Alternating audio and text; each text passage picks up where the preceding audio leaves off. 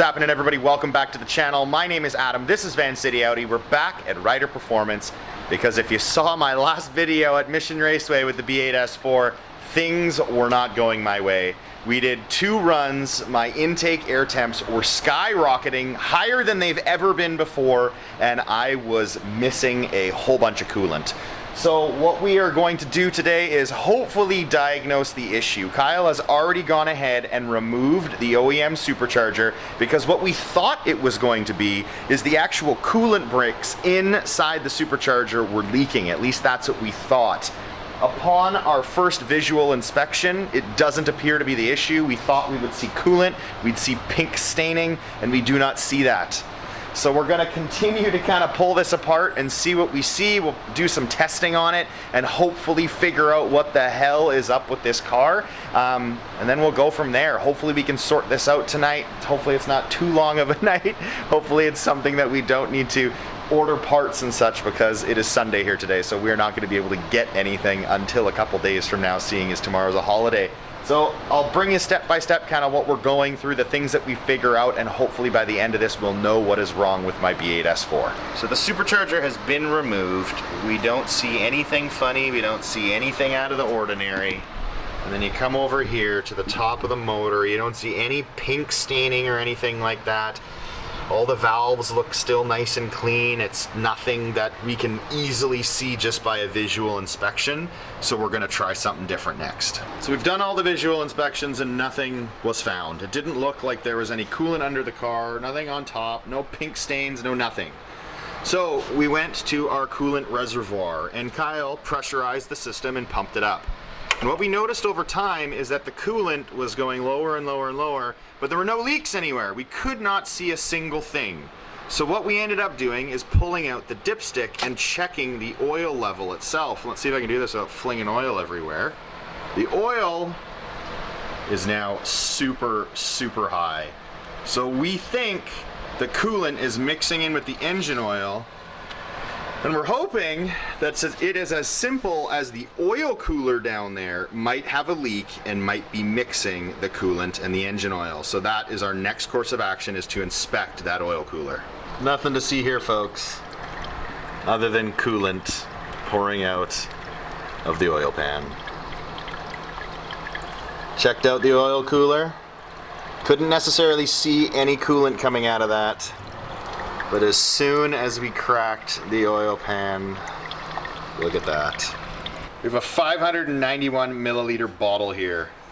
As you guys can clearly see, that is all coolant and all water, except for a smidge of oil that is separated on top. So we're gonna pressurize the system again, see how much more coolant we get out of it before we get to some oil, and see if we can figure out whether it is that oil cooler, which we pray that it is, or whether it's something inside the motor like a head gasket. So the next step to this process is we remove the oil pan, and now we're looking up from underneath at it. We're gonna fill up the reservoir back up with water. We're gonna pressurize the system and see if we can tell where the leak is coming from. Cross our fingers that this works. It is pissing out of the bottom now. This is from the coolant reservoir being pressurized, and it's coming right through. Well, it has now turned into an extremely late night here at Reiter Performance. We put the charger back on, we put everything back up top. He also took a look in the cylinders, we took a look at the spark plugs, we did all that because we thought there might be some coolant up top. I forgot to mention that earlier, but there wasn't any as well. So what we've just done is we drained all of the coolant that was in the car. We're going to put some oil back in it. We're going to park it for the night, and what we're going to do in the days to come is pop off the charger again and take a look at that PCV. We're wondering if the PCV is actually leaking coolant directly into the motor. It's a very common fault on these cars to have a leaking PCV, but we were unaware that it would leak directly into the motor itself. So we're going to take a look at that. Hopefully that's the problem, and that's a fairly simple fix, because the only other things that we have for ideas of what could be wrong is a head gasket or possibly a cracked block, which we absolutely do not want. So I'm gonna have to check in back here in a few days time once Kyle has had some more time with the car, and we're going to hope to God that it is the PCV that has failed and is leaking into the engine. We'll check back in a few days. Back here at Reiter Performance, and Kyle has completely finished the install. He also surprised me and did a little something extra while I wasn't here. So what he did for me is he took a bunch of photos of the work that he did as he went through the progression. It looks like we are fairly certain now that that PCV was the cause of our problems. So now I'm going to walk you through the photos he took, talk you through it, and show you exactly what Kyle did. The first photo Kyle shows us is of the PCV while it's still covered. In order to remove the PCV, he had to remove both the left and the right intake manifold flaps as well. He compares the OEM unit to the replacement unit to show just how badly it was leaking. He then shows us underneath of that what it actually did to the motor. You can see the coolant. He tries his best to clean it up before he reinstalls both the intake manifold flaps on top of the new PCV, which he has just finished installing. Here's the OEM PCV, all cracked, worn, just looks like it's seen much better days. You can see the gasket, how it's just worn away and a little decrepit looking, and that's why it was leaking so badly. So it's all wrapped up. This is what we got going on. And then for those that know what they're looking at, you might be wondering what the hell this is. Kyle took the liberty of helping me out and getting done some additional work helping this thing cool.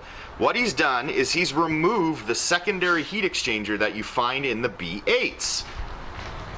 He ended up removing all of these lines, and he increased the flow by removing this secondary heat exchanger, all of this additional tubing that we installed with the Merc Racing heat exchanger install, and now we have 3/4 inch hoses for much better flow to get that coolant pump to help it circulate all that coolant through the system and make sure that we're going to have a much more efficient cooling system.